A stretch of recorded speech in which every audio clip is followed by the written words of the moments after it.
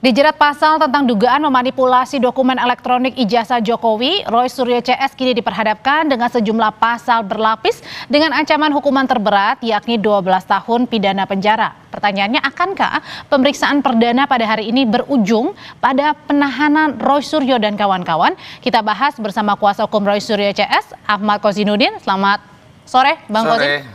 Ada juga Wakil Ketua Umum Peradi Bersatu, Lekumanan. Bang Lekumanan, selamat sore. Selamat sore, Mbak. Dan ada juga mantan Kapolda Jawa Barat, Anton Carlian. Selamat sore, Pak Anton. Selamat sore, Mbak Udi. Ya, saya mau ke Bang Kosin dulu. Bang Kosin, ini sampai sore ini, Bang Roy, Mas Roy, Bang Rismon, Dr. Tifa, ini belum juga keluar dari pemeriksaan Polda Metro Jaya. Pertanyaannya, apakah ini pertanda kalau klien Anda akan ditahan hari ini? Baik, saya update bahwa memang terakhir setelah saya tinggalkan Polda untuk kemari itu Dr. Tifa sudah selesai, tapi menunggu teken-teken. Kemudian Roy Suryo dan Rismon Hasiolan masih melanjutkan. Itu update terakhir. Soal apakah akan terjadi penahanan atau tidak, ya memang itu kewenangan subjektif ada pada penyidik, dan alasannya tentu ketika ada kekhawatiran untuk lari, untuk menghilangkan barang bukti dan untuk melakukan kejahatan lagi. Dan kami sudah memastikan bahwa klien kami tidak melakukan itu, dan kami tadi dengan sejumlah tokoh-tokoh yang ada di Polda Metro Jaya begitu banyak sudah teken jaminan bahwa yang bersangkutan tidak akan melakukan tindakan itu, sehingga kekhawatiran penyidik menjadi diobjektifkan, tidak akan mungkin bisa melakukan penahanan karena tidak ada kekhawatiran itu, karena ada jaminan dari kami. Terlepas bahwa pada akhirnya ya masalah penahanan itu subjektivitas penyidik, suka-suka penyidik begitu. Tapi kami harapkan kami mendapatkan perlakuan yang adil dalam proses penegakan hukum, karena pada saat yang bersamaan Polda Metro Jaya juga memeriksa seorang dan sampai pada status tersangka, yakni Firly Bahuri, yang sudah 2 tahun status tersangka sampai hari ini tidak ditahan. Jadi saya kira kami sendiri tidak memiliki rasa khawatir akan terjadi penahanan, apalagi ada pesan dari Presiden Prabowo Subianto terkait hal ini, tidak boleh ada kriminalisasi kepada rakyat kecil begitu. Jadi kalau dari pengacara Roy Suryo, Bang Lekumanan yakin dan meminta untuk tidak ditahan, tapi kenapa Peradi Bersatu justru meminta penyidik Polda menahan Roy Suryo CS?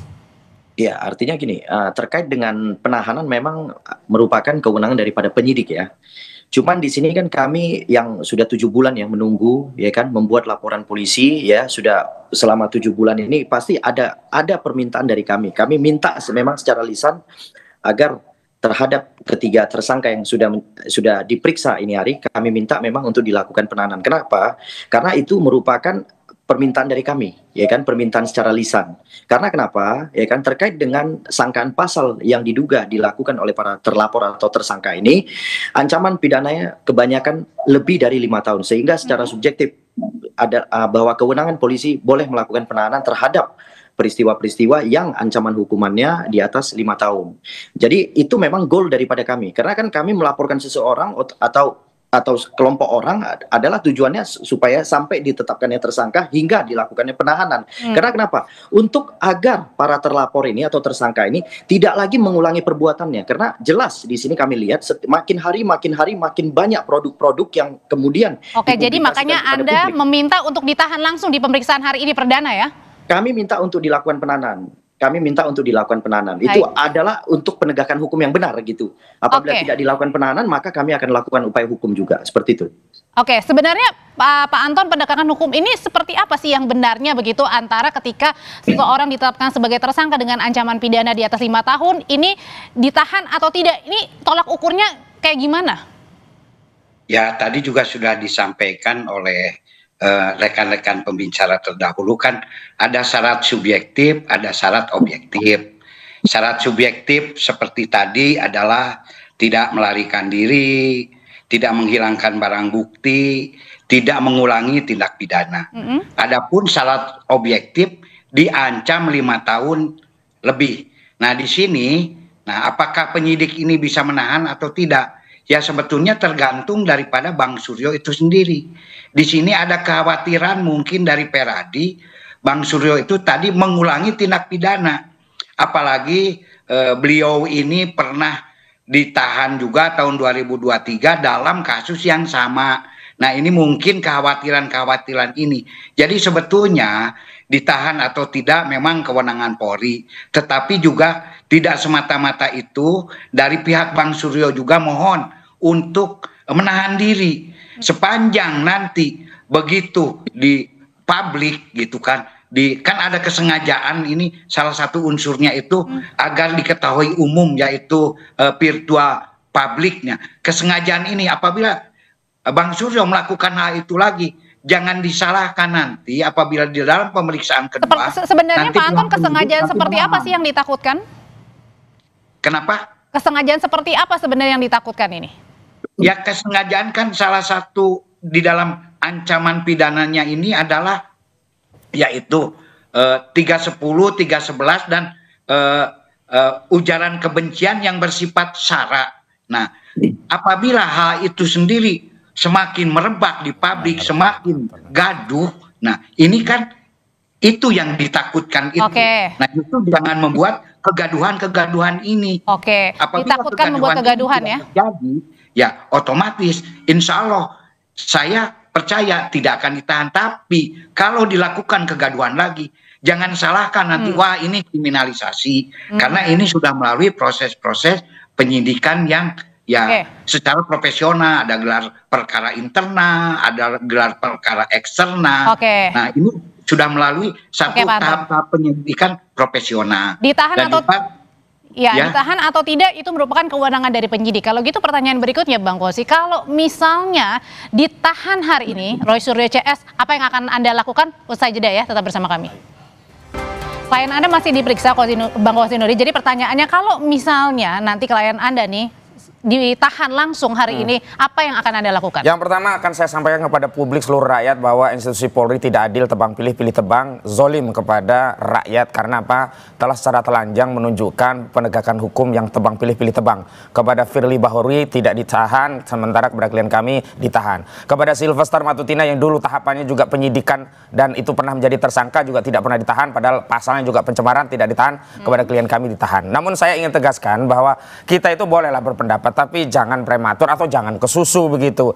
Bung Lecumanan ini kan gak ada relevansinya dengan pemeriksaan hari ini. Hari ini itu adalah pemeriksaan klaster kedua yang dimajukan pemanggilan sebagai tersangka. Di dalam klaster kedua itu tidak ada pasal-pasal yang dilaporkan oleh Lecumanan. Kenapa? Karena di klaster kedua itu justru yang dipersoalkan adalah 310 KUHP, 311 KUHP, 27A Undang-Undang ITE, dan memang ada pasal yang kami konsisten sebut itu selundupan dengan motif untuk menahan. Ini pasal 32 Undang-Undang ITE dan pasal 35 Undang-Undang ITE. Sementara klaster pertama itu baru ada 160 KUHP yang dilaporkan oleh Lecumanan dan kawan-kawan.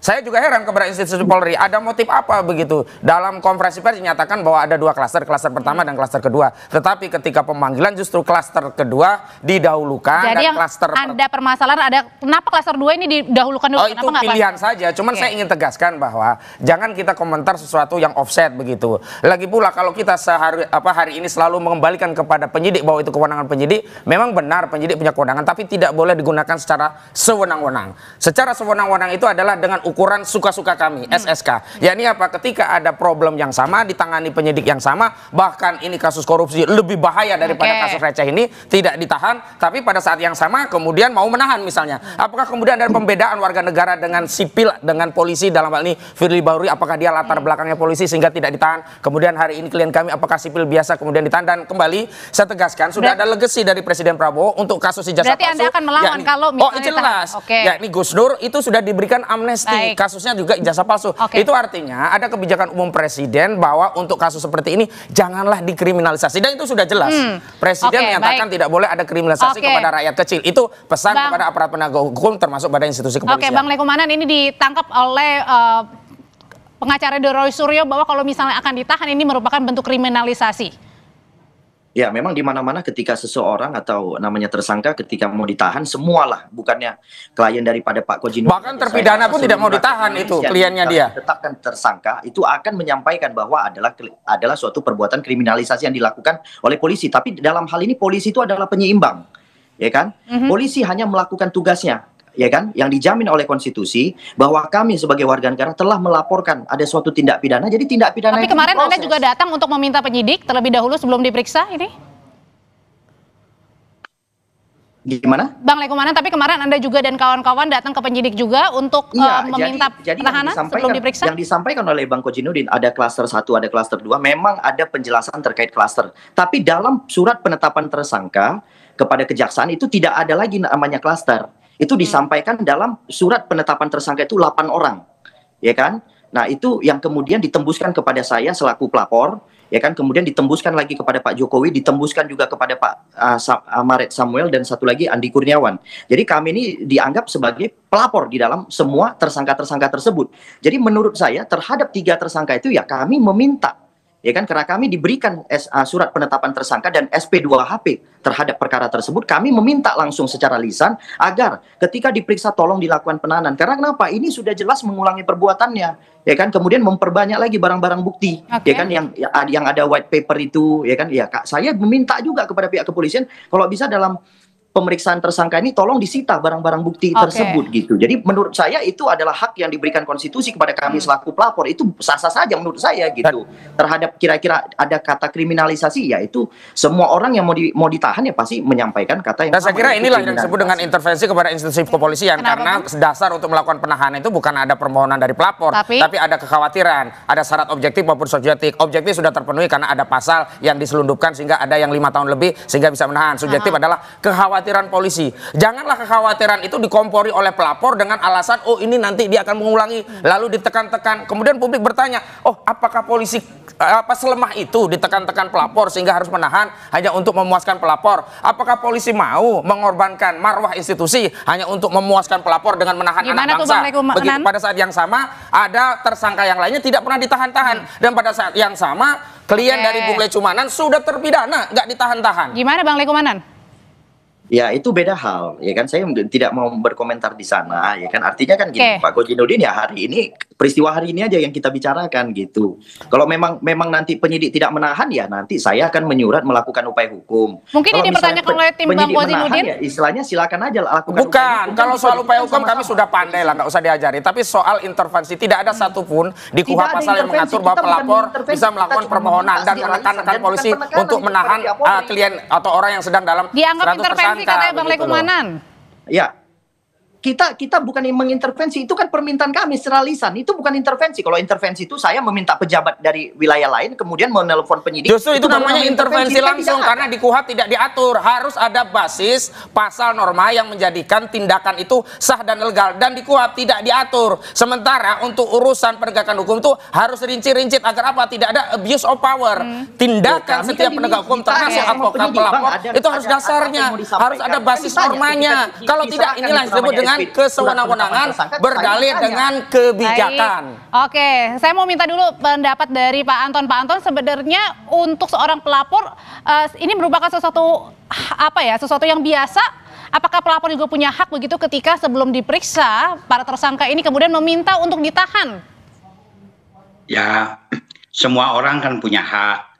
Tadi juga saya menanggapi kalau ini dianggap sebagai sebuah kriminalisasi, kita kan ada alat ukurnya, yaitu bisa ke peradilan, dan setiap kasus itu memang tidak sama. Setiap kasus itu punya satu karakter khusus. Nah, di sini justru yang dititik beratkan ini di Undang-Undang ITE atau di 310, 311 itu pencemaran nama baik itu, yaitu menyebarkan di muka umum. Nah, apabila menyebarkan di muka umum ini makin menimbulkan kegaduhan, diduga itu akan terjadi. Nah, tidak menutup kemungkinan penyidik akan bertindak. Jadi jangan disamakan, mungkin mohon maaf ini. Kenapa kalau 310, 311 yang ini tidak ditahan, tetapi yang ini ditahan. Jadi setiap kasus itu punya spesifikasi sendiri. Nah,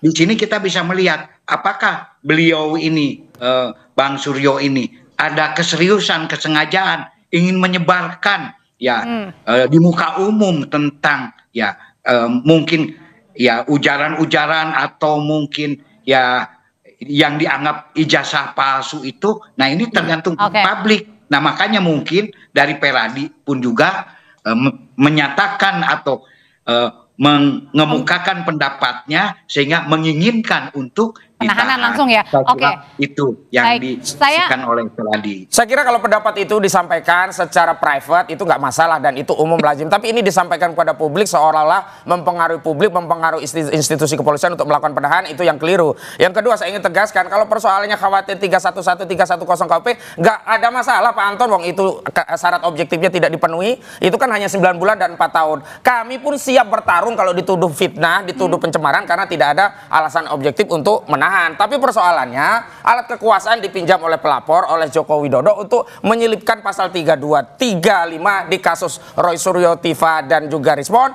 dan menyelipkan pasal 160 di kasus layer yang pertama, yakni Egy Sujana, Kurniatria Royani, DH, Eldame Hari Lubis, Rustam Effendi, dan Rizal Fadila. Ini yang tidak adil, dan jangan kemudian menggunakan parameter kriminalisasi itu diselesaikan melalui pra-peradilan. Pra-peradilan itu hanya untuk urusan formil, dan jadi ketika beda pra-peradilan artinya. beda, karena itu kriminalisasi itu harus diadili dengan apa? Pendapat publik dengan parameter yang objektif. Parameter objektifnya apa? Ada kasus yang sama di Polda Metro Jaya, satu tersangka, satu juga tersangka. Kenapa yang satu nanti ditahan, yang satu dibiarkan? Udah nggak usah pusing-pusing. Apalagi kasusnya kalau kita bicara ancaman pidana terkait masalahnya untuk publik, korupsi itu lebih berbahaya daripada sekedar mencemarkan pribadi orang begitu. Saya mau nanya kalau gitu ke Bang Lekumanan, kenapa Anda dan kawan-kawan ini meminta untuk penahanan, apa alasannya?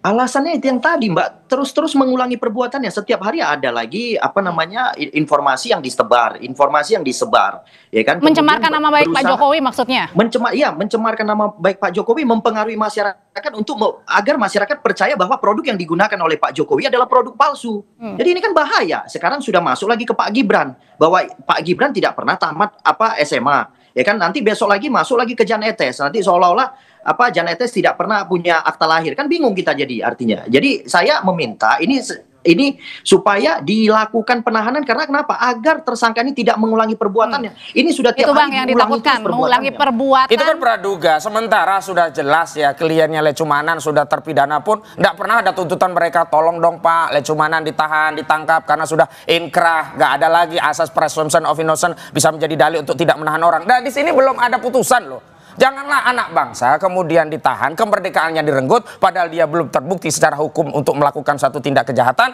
Sementara kita ingin orang itu kemerdekaannya dirampas. Berarti memang sudah ada ya motif jahat, bukan penegakan hukum, bukan untuk mencerdaskan umat, mencerdaskan masyarakat tentang kondisi bangsa yang hari ini terbelah hanya gara-gara selembar dokumen. Motif jahatnya begitu. Maksudnya apa nih? Motif jahatnya adalah ingin memenjarakan orang padahal belum ada vonis. Kenapa? Karena dengan demikian mereka merasa pendapat-pendapat yang lainnya itu tidak cocok dengan pendapatnya, sehingga pendapat-pendapat ini dianggap kriminal atau kejahatan, sehingga pendapat-pendapat yang disampaikan ini jangan lagi ada di ruang publik dengan cara apa? Dipenjarakan orang. Oke, gitu. Apakah Pak Anton sendiri sepakat bahwa tadi ya dengan kalau misalnya ditahan sendiri ini kemudian mengkriminalkan atau mengkotak-kotakan suara-suara dari rakyat nih?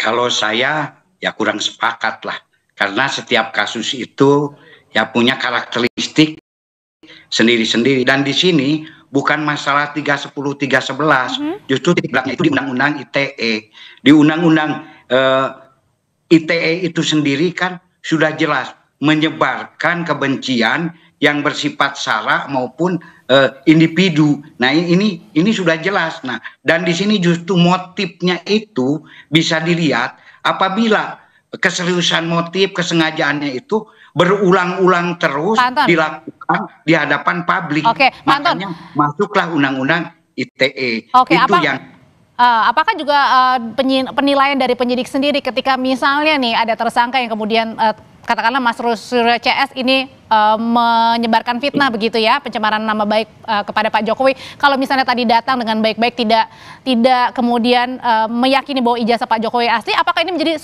pertimbangan juga untuk ditahan atau tidaknya ketika berkelakuan baik? Ya, saya kira karena pertimbangan itu kan pertimbangan subjektif. Nah, subjektif itu ya tergantung daripada perilaku daripada tersangka itu sendiri. Nah, masalah polisi memang betul tidak bisa menentukan apakah itu palsu atau tidak. Tetapi kan di sini sudah dijelaskan bahwa identik dengan ijazah-ijazah yang lain gitu kan. Nah, ketika lembaga formal sendiri yaitu UGM menyatakan bahwa identik dengan para lulusan-lulusan yang sesuai tahunnya dan menurut lab POR juga maupun lab krim juga sesuai, baik tahun, cetak maupun lain-lain. Terus mau apa lagi gitu kan? Nah, dan polisi itu pun juga bukan satu-satunya. Kita ini menganut criminal justice system. Ada polisi, ada jaksa, dan juga ada pengadilan. Nah, ini kan bisa dilakukan. Dan kalau menurut saya, oh ini kalau ada kriminalisasi jangan pakai pra-peradilan. Terus kalau tidak pakai pra-peradilan mau apa? Apa mau pengadilan jalanan atau pengadilan publik? Ini kan tidak bisa. Kita ini negara hukum, negara yang berdasarkan hukum. Dan para pengacara pun juga adalah termasuk penegak hukum. Jadi ya taatilah aturan-aturan koridor-koridor hukum, dan di sini alat ukurnya hanya satu, pra-peradilan. Kalau pra-peradilan tidak ditempuh, terus mau pakai tempuh saja melalui pra-peradilan. Kalau gitu pertanyaan yang sama buat Bapak Zainuddin. Kenapa Anda meminta, kemudian juga yang di sana sebelah sana juga meminta untuk ditahan, Anda juga meminta untuk tidak ditahan? Karena belum ada vonis dalam kasus ini, dan alasan-alasan itu sangat subjektif. Janganlah subjektivitas itu menghilangkan hak orang untuk mendapatkan keadilan setara di hadapan hukum. Sudah ada yang lain tersangka tidak ditahan, yang ini mau ditahan. Yang kedua, janganlah arah-arahkan ngajari kami ke pra-peradilan. Saya juga sudah tahu alasan subjektif polisi itu namanya SSK, suka-suka kami, dan itu sudah banyak terjadi. Kami sudah tegaskan, sudah jamin. Misalnya ya ini subjektivitas khawatir. Kalau sudah kita jamin harusnya kan nggak ada kekhawatiran. Itu juga nggak diindahkan oleh polisi. Sekarang saya ingin tegaskan begini saja. Kalau institusi kepolisian lebih memilih suka-suka kami itu sebagai parameter untuk menahan seorang ketimbang masyarakat yang hari ini menonton, melihat kasus ini secara luas jutaan orang, ya kami persilakan. Tetapi kami tidak ridho institusi kepolisian menjadi turun wibawanya, rusak legitimasi hanya gara-gara ingin melayani laporan dari saudara Makanya Anda bilang dan siap juga tempur. Saudara Jokowi. Ya, kami siap tempur, dan metode untuk bertempur itu pilihan kami. Mana yang kami tempuh tidak usah diajari begitu. Bang Lekumanan, kalau misalnya hari ini Roy Suryo CS tidak ditahan, apa yang Anda akan lakukan?